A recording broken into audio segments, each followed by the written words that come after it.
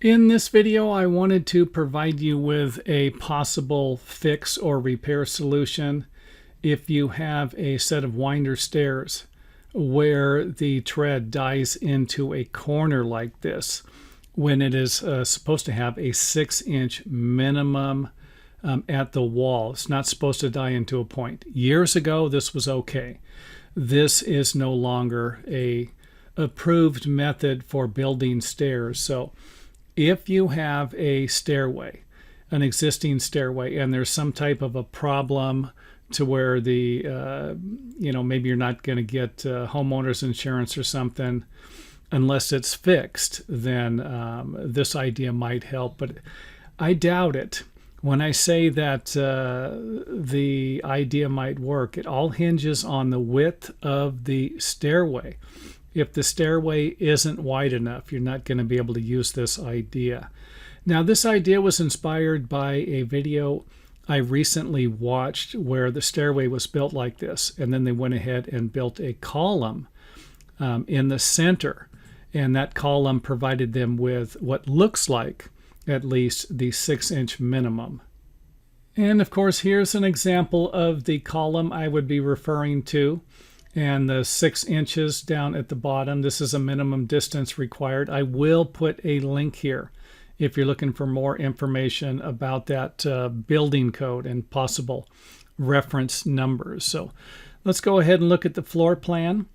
And we can see here that after we encroach into the stairwell 6 inches, that we are not going to have our minimum of 3 foot here, 2'10". We have 2'10" over here.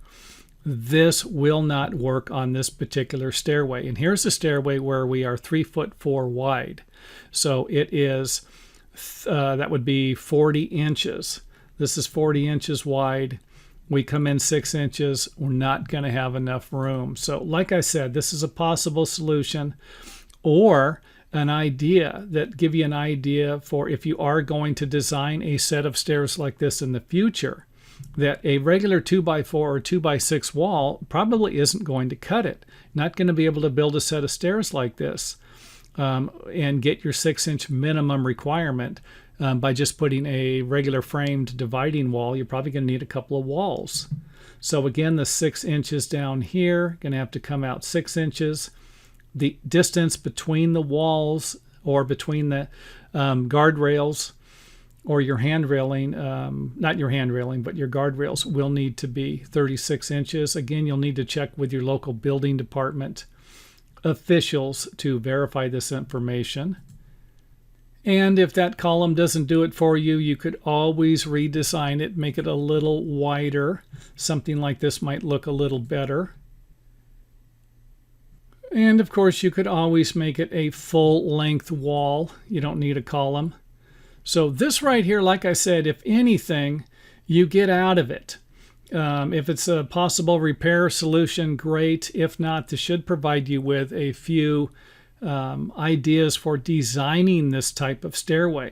You know, we can no longer just frame a 2x4 wall in the middle and have everything die into it. The building inspectors are not going to like it. But again, you will need to check with your local building department to verify that information. And I also suggest, you watch these other videos, you get information from other people on YouTube or on the internet. That's fine, but that information needs to be verified, including all of the information in my videos.